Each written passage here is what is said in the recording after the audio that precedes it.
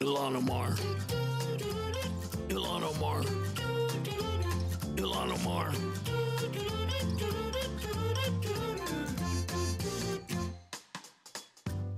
So Ilhan Omar is in the news. She has introduced legislation to cancel rent and mortgage payments during the pandemic. But she's also in the news for paying her husband's firm $1 million by the end of the year. The husband is a completely different story. This is her now third marriage, I believe. And that brings us to our Ilhan Omar update.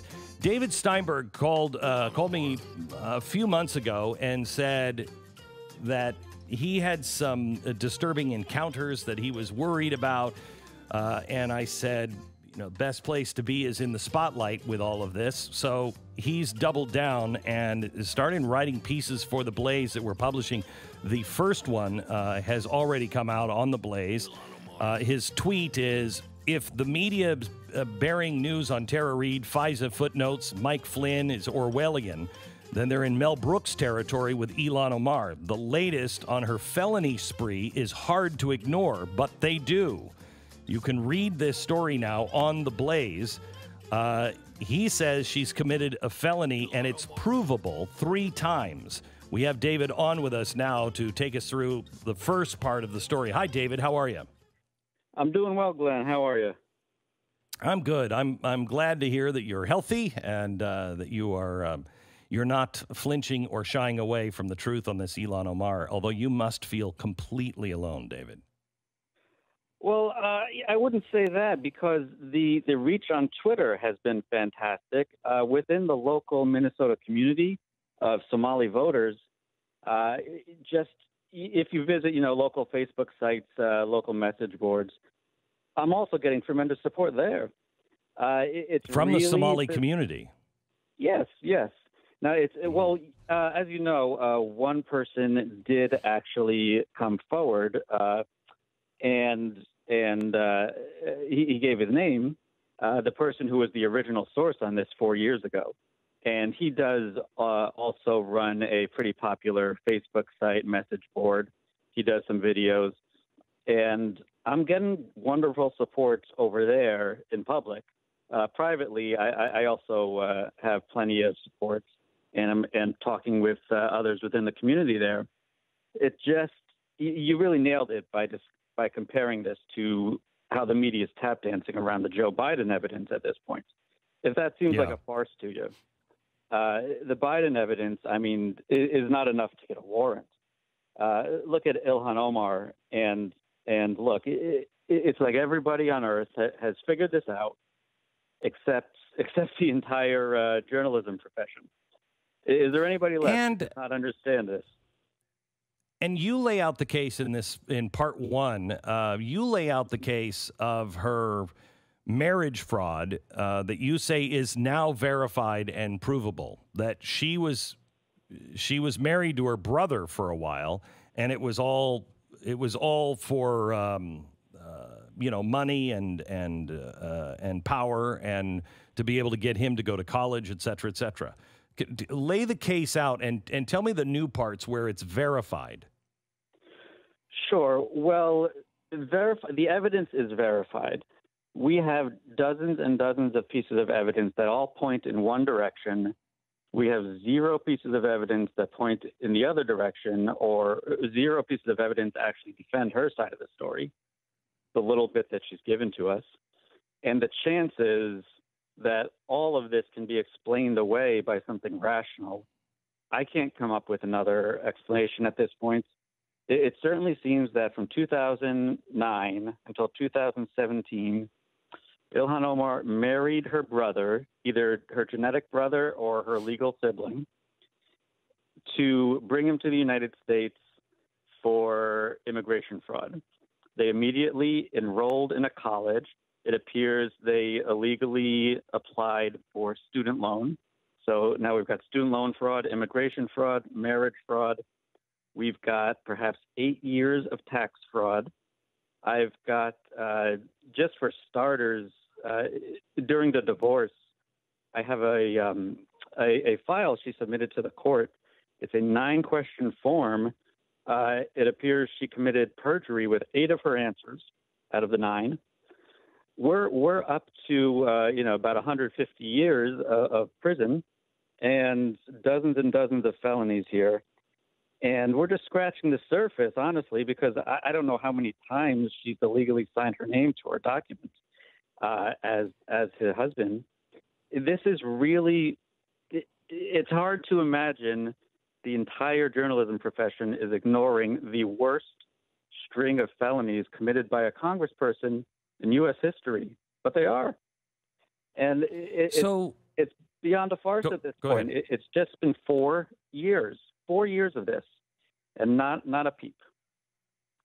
So why isn't the federal government doing anything about it? I mean, these are federal crimes. Where do we stand with the DOJ? Is there any interest in this? How's this possible, David? Sure. Well, yeah, I did discuss that earlier at TheBlaze in January.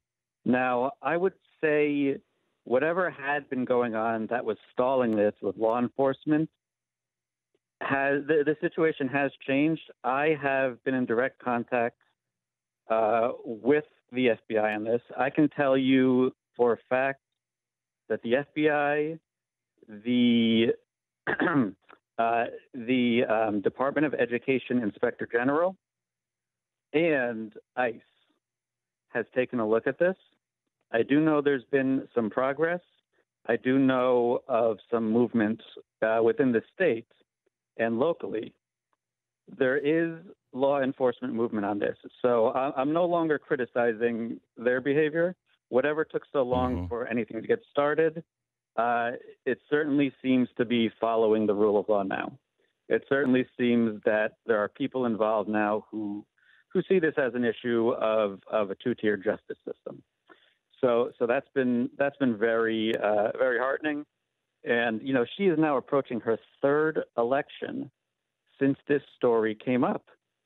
3rd election. It's unbelievable. Unbelievable. And this was open and shut back in the first week of August 2016. And this is still carrying on. So do you expect anything to dislodge and move forward before the next election for her? I'm extremely optimistic and hopeful. I don't want to get out over my skis, but I do feel the next thing we're going to hear about. Frankly, I'm not entirely sure she's going to be her party's nominee by the time the primary rolls around. I will. They do have. She has 3 viable opponents just within the Democratic Party. There are viable opponents on the Republican side as well.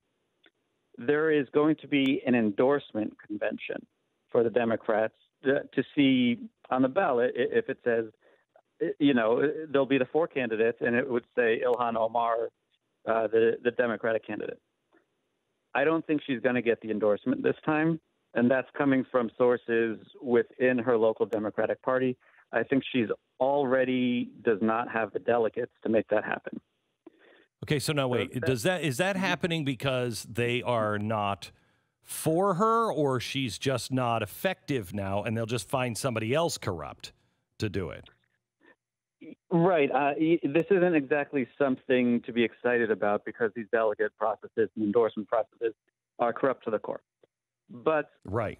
Just from poking around, I really do think she's lost the local support. I absolutely think she's lost national support. I do think nationally there is a favored candidate on the Democratic side. And she does have also a viable progressive Muslim female opponent who is also gaining popularity.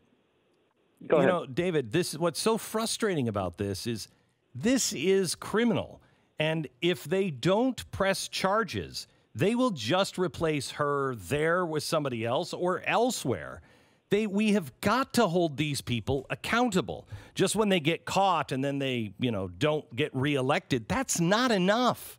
It's not enough. There are real crimes that are happening here. And if you did what she did, if I did what she did, I'd go to jail. Well, she should go to jail.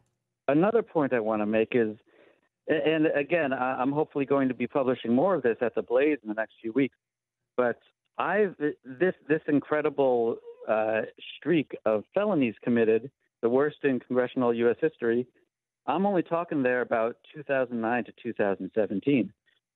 Since that time, I'll say since she was elected in 2016, there is a whole other. It might be worse since she's been elected. I'll just put it that way. And a lot of the documents. Are you going to? Go ahead. Go ahead. No. A lot of the documents. Well, yeah, a lot of the documents that would need to be accessed are not legally available to me. They would require warrants. But I certainly believe I have enough information now to show that she's been up to some activities since being elected that would overshadow even this 8-year marriage of dozens of felonies. Does it involve her new husband? No. Don't answer if it's going to. No. Okay. No. What's sickening is what she's doing with her husband is legal, as far as I can tell, which is sick, is truly sick. Correct. What's going on with the husband right now is legal, and in the least, one of the problems is it's not going to be investigated because the Federal Election Commission board that would investigate it is not currently staffed to the point that they can open a case. So that's one issue there. I'm not even discussing that. Go ahead. David, yeah, I just really feel like we are discussing someone who this is a level of criminality that appears to be unprecedented. And may I ask over here? Go ahead. May I ask? You called, and I don't want to get into any details, but you called maybe 2 months ago, and you were asking me for some personal advice, and you were dealing with something that was pretty scary. Have you made progress on that, and are you going to reveal any of that in any upcoming stories? There has been that I am hoping to publish at TheBlaze in the next week or two. I have done some more digging into the person associated with her campaign who was issuing threats. I'm not the only person who's been threatened, and this isn't the only time. So there's certainly a matter of her staffing issues that have gone under the radar as well. The person you're referring to actually was convicted in 2017 of a triple stabbing in Ohio. Yeah. And while he was out on bail for the entire 2016 campaign, the event took place in 2015. Ilhan had him hired, and he worked for her. It was a key figure for her entire campaign in 2016 while he was out on bail in a different state for a triple stabbing. And nobody cared.